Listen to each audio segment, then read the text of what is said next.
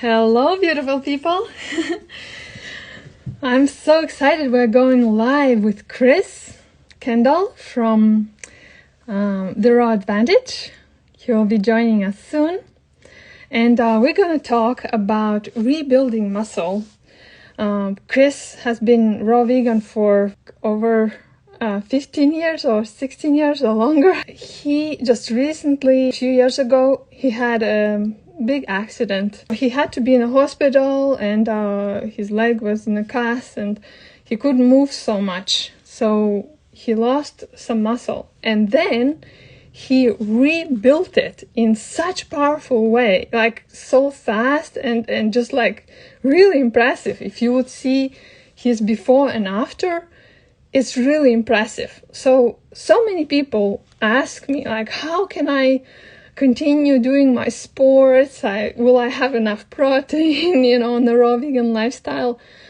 How can I like build muscle? I'm gonna ask Chris what he thinks about the whole protein thing, because I know that we do need some.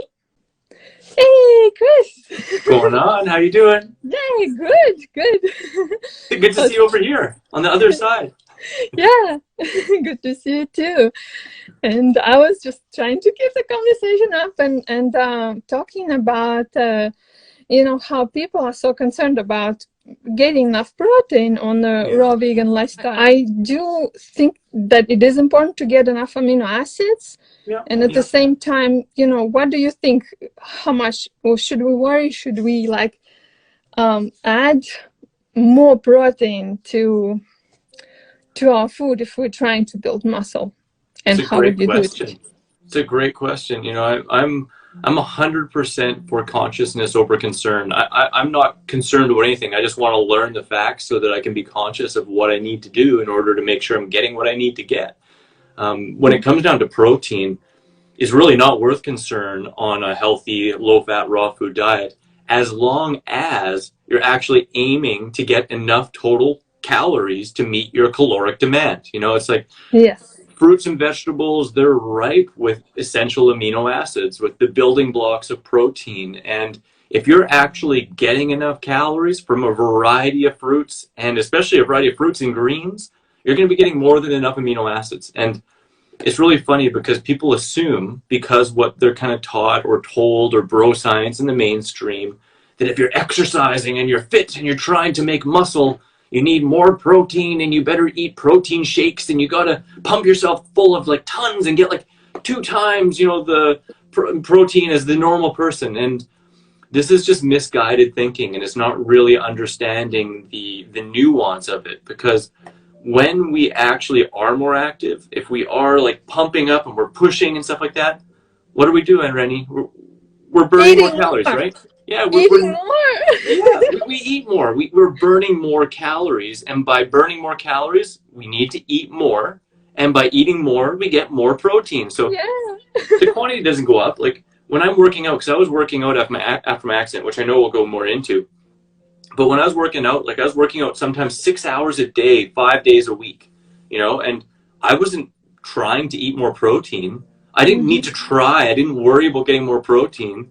I just ate more. I ate appropriately so that I was gaining weight, because, if you want to be gaining muscle, you got to be eating a little bit more than if you're just trying to be sedentary or if you're just trying to maintain, right? So protein, excess protein is acidic, and it's not really that helpful. So you don't want to be, you don't need to up your quantity of protein. You just need to up your quantity of whole foods.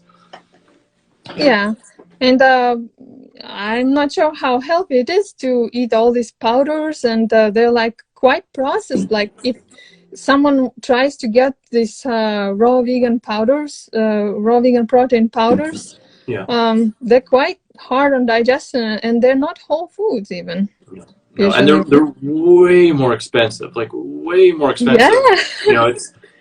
They're one thing that an old friend used to say that it's just a perfect saying is, things like that just make way more money than they make sense, right? It makes way more dollars than cents, and they fill someone else's pockets, and they make you have a false sense of security. But the reality is, those in the muscle building arena, that have been fooled into excess protein and, steroids, a whole bunch of other stuff. They have some of the higher rates of like kidney disease and liver issues, and they get sick really fast. Yeah. It's really not needed. And, there is a difference between being like super bulked and being like fit and strong, right? Like super bulked isn't healthy. It's really hard on you, especially if you're using these synthetics and, hormones and excess protein powders. It's not a healthy thing. Yeah, really clumsy. And I used to have, long time ago, I used to have a boyfriend, the bodybuilder, and he was suffering with eczema. Yeah. And he was kind of clumsy, he had a lot of muscle, but was, kind Was he of keto? Maybe his brain starved of glycogen. probably, yeah, he was kind of like most of the time low carb, and then sometimes he would binge on donuts, how they all do. Yeah.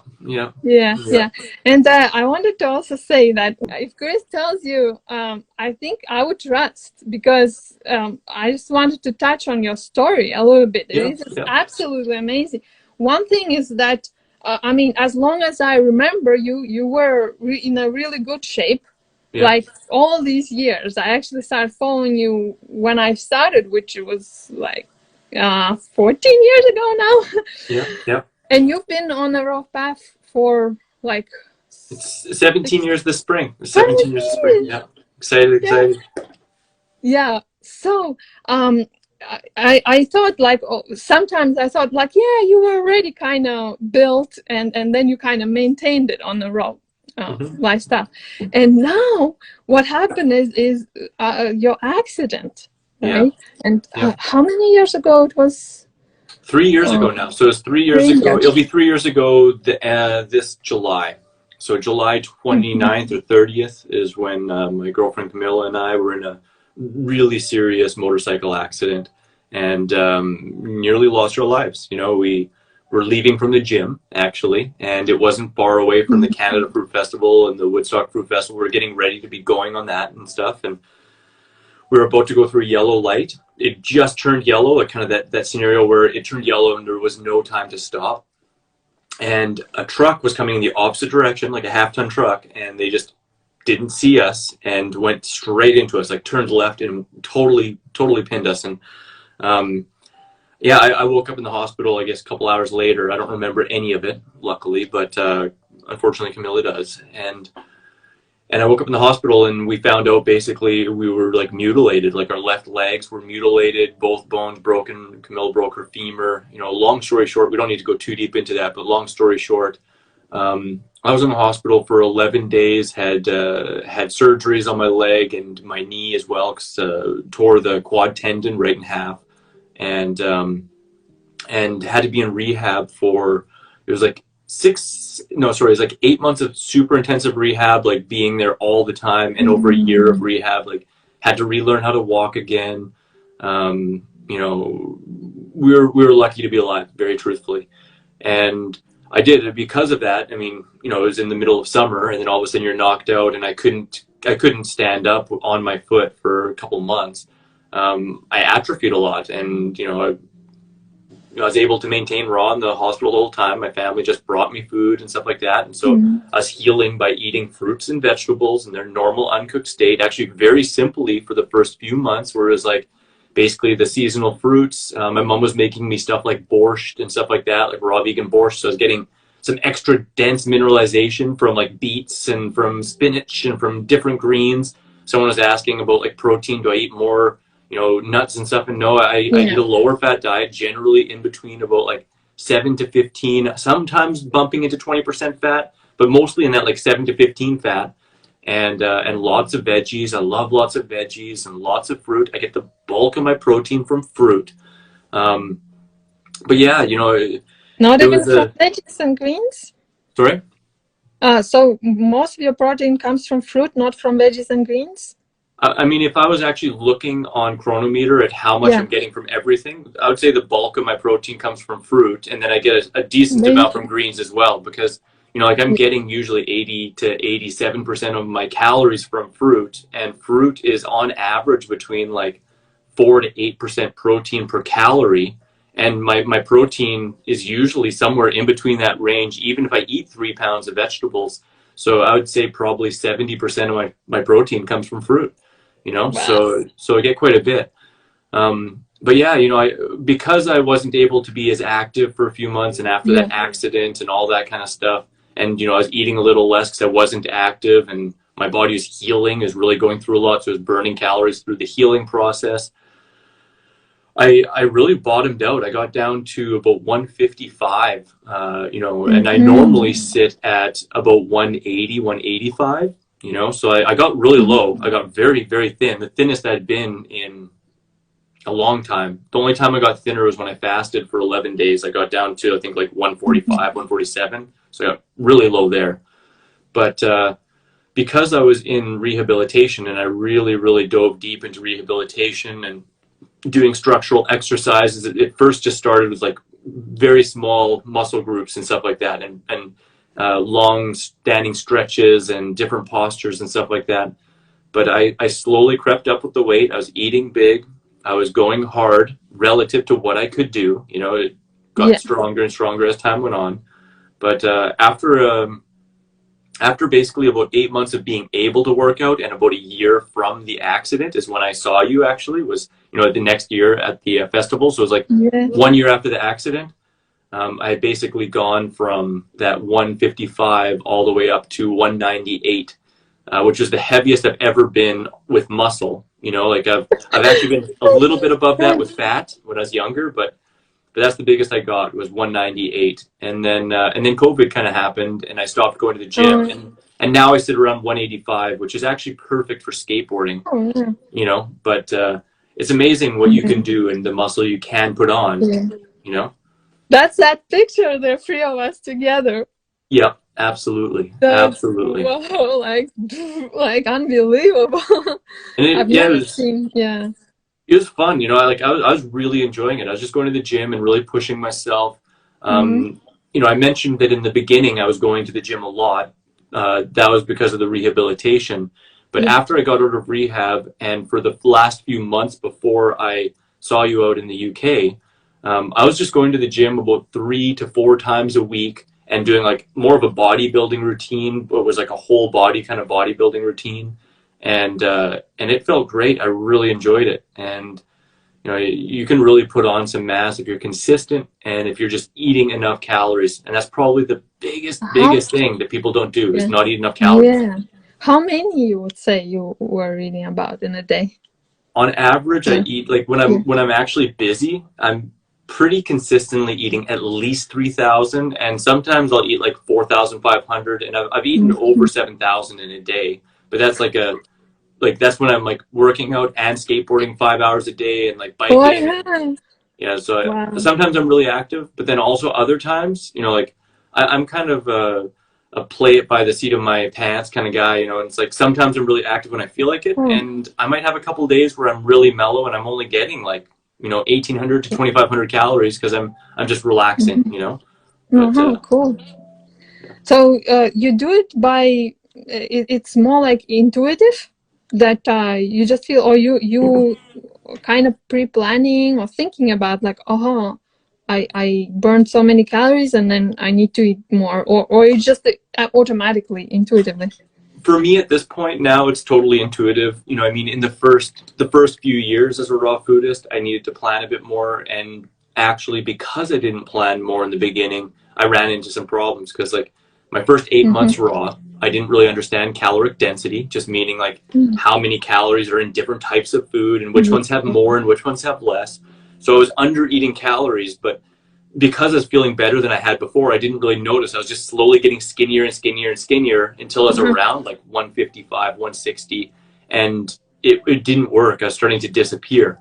And Mm-hmm. eventually I understood it, and then I started to notice, okay, well, it's important to pay more attention to some more calorically dense foods the more active I am. It seems like common sense, but you know, we live so far from common sense. Most people live so far from common sense, and it's such a big shift. And you know, you're getting more nutrients than ever before, so you feel more satiated than you ever have, and you feel so Yeah. good. It's easy to undereat, but Yeah. nowadays, because I've been doing it so long, and because, you know, I really have a good understanding of how much I need, and I'm really in tune with my senses, and I can tell like, okay, like I'm starting to think about this, or I'm really hungry, or like I think about mango and my mouth is just watering. It's like, yeah, it's time to eat, right? Yeah. And truly, Rennie, that's one of my favorite things about this lifestyle is whether you're like super active or moderately active, you need to be some form of active, in order to be truly healthy. Like Definitely. if you That's aren't what doing so many anything. people miss.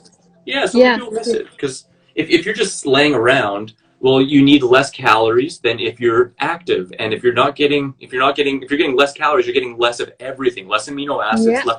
That's one way that you could potentially undereat protein is if you just lay down all the time and don't do anything, and it still Definitely. still might be hard, but I see lots of people doing yeah, that. activity is Yeah. it's just as important as eating food. But the more active you are, the more your hunger goes up, the more your appreciation for food goes up, the stronger your digestion becomes, the more Yeah. nutrition you're getting. So like when I'm really active, I naturally want to eat more. And I love this Mhm. lifestyle because every single meal I have, I eat until I'm so satisfied I want to push it away. Like it's Yeah. like that, like the last meal of my life, every meal, but like not in a forcing or crying way. It's like I'm enjoying this Yeah. to my absolute fullest, zero restriction, and then you still have six-pack abs the whole time. Definitely. And Yeah. also your tolerance to sweet fruit, to sugar, Mm, basically goes up so much when you exercise, because so many yeah. people are concerned about it. And guys also in our program were like writing me that, oh, but I can't tolerate so much fruit. I'm like, well, but how much fat do you eat? Well, I Yeah. eat a lot of fat. Well, I say you Yeah. need to lower the fat, but I can't lower the fat because I can't eat the fruit because Yeah. because I eat too much fat, because basically, so you It's a need to like, circle. yeah, it's a circle. So you need to definitely lower the fat in order, so you will be able to eat more fruit. And this Absolutely. transition might be tricky, maybe for some people. Yeah. I Or think it's more tricky in terms of just breaking the habit and reshifting our mindset about yeah, things because our body is so adaptive. Like our body is incredibly adaptive and it even shows an example, for diabetics. Most people that have type 2 diabetes, adult onset diabetes, they self-create it by eating a high fat, high processed sugar type diet and yeah, by yeah, being not very active, and by simply switching, even if you don't do anything else, if you switch to a high carbohydrate, low to no fat diet for a period of time, within a few yeah, days to a few weeks for most people, the type 2 diabetes will actually reverse and exactly. you sharpen your insulin function. And it's just exactly like you said. It's so funny, Rennie, because anytime I hear somebody say like, "Oh, I'm a savory person. I can't eat too much sweet," and like like one banana and it's like too much. And it's the same thing. Like, so how much fat are you eating? Every single time, and it shows how intelligent the body is. It's basically its defense. It's like if you're eating so much fat and your muscle tissue and your organs are rippled with fat, your insulin isn't sensitive. So your body is saying, I can't handle that sugar because we can't Yeah, transport no, the sugar yeah, into your cells, right? But yes, yes, it reverses so amazing. fast. It reverses so fast. Yeah. Yeah, I just need like a few days, a couple. It depends probably on the person, but Mhm. like what I mean, they would need to lower the fat intake, or they would need to what, like fast or Well, the something big the big thing is to lower the fat intake and increase the carbohydrate intake. And for some people, that might at be the same meaning to time. start with, yeah, at the same time. You do both.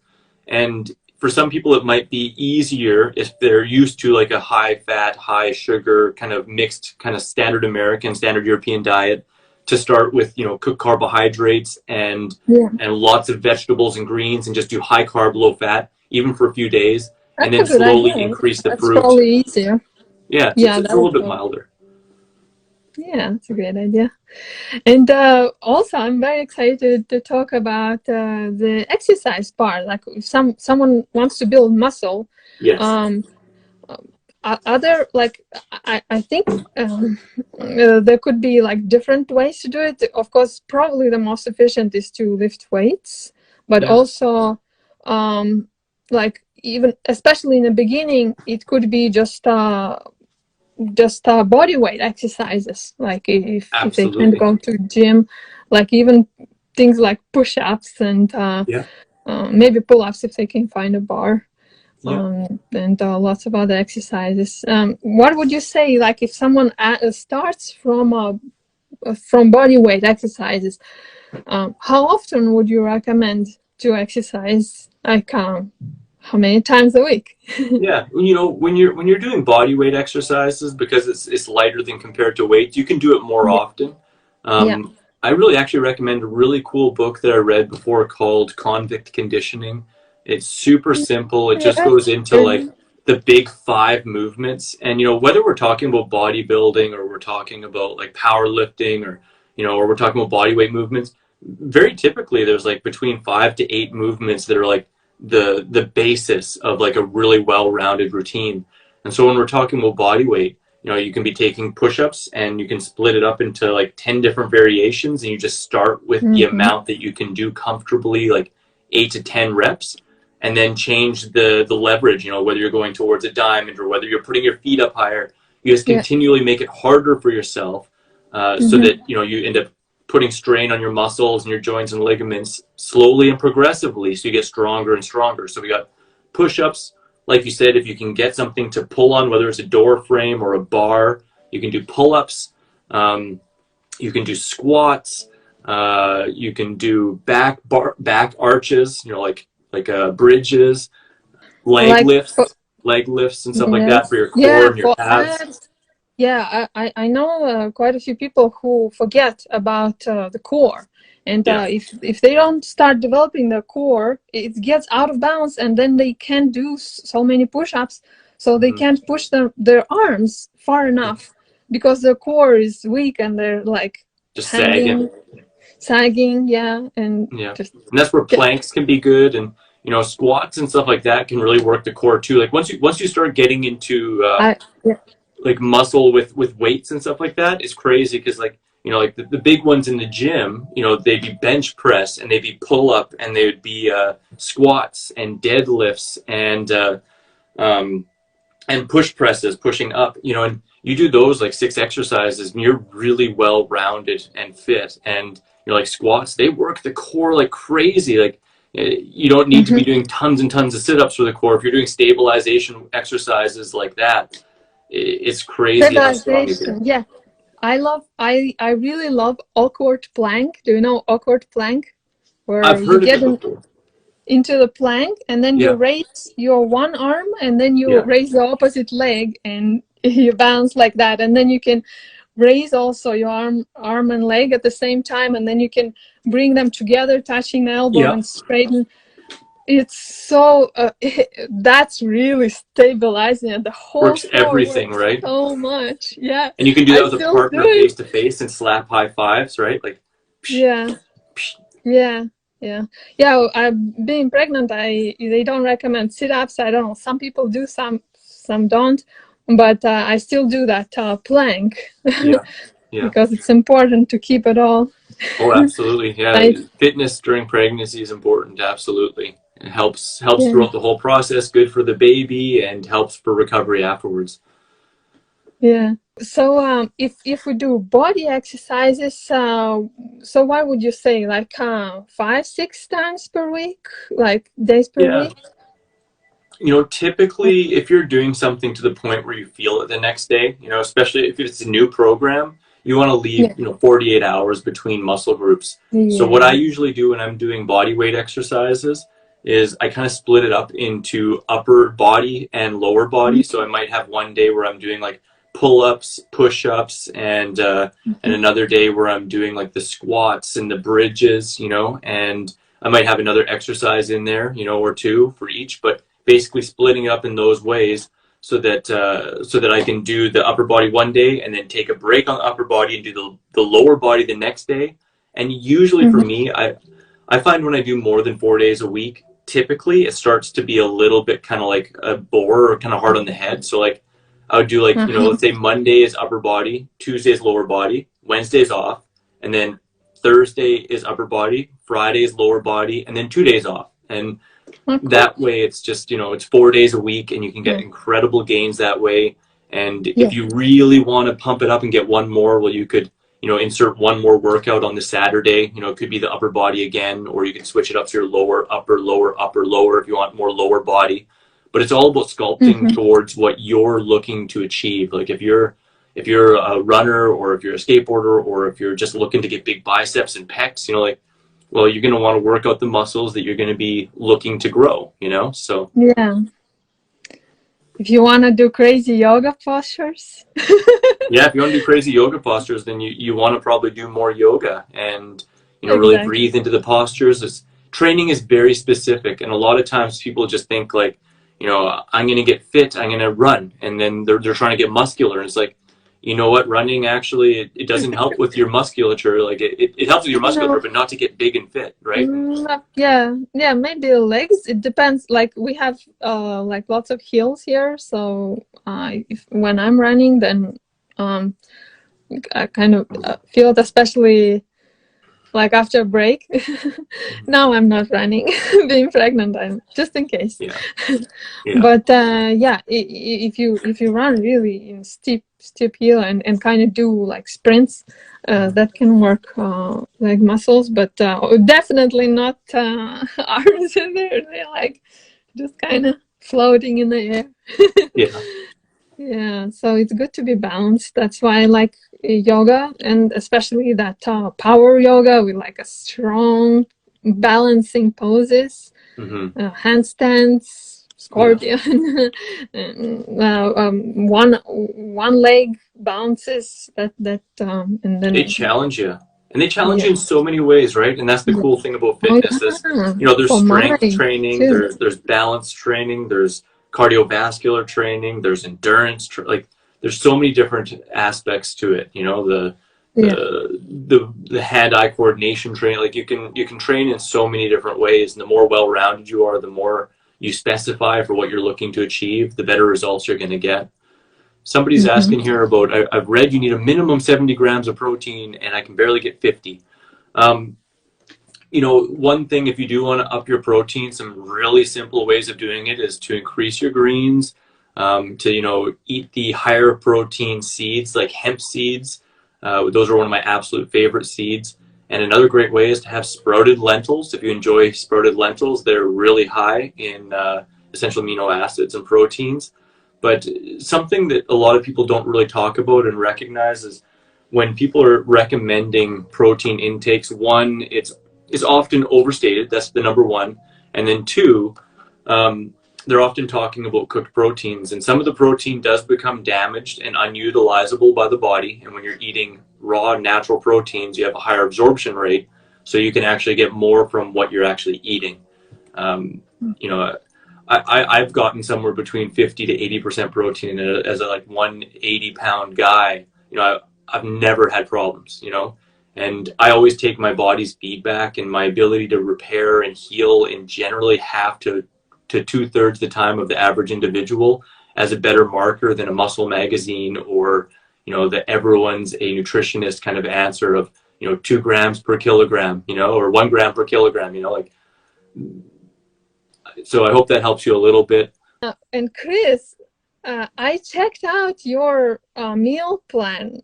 It's so cool. I love how you gave you have these 2 different options for ladies, for somebody lighter and less active, and for somebody more active, or for guys. Yeah.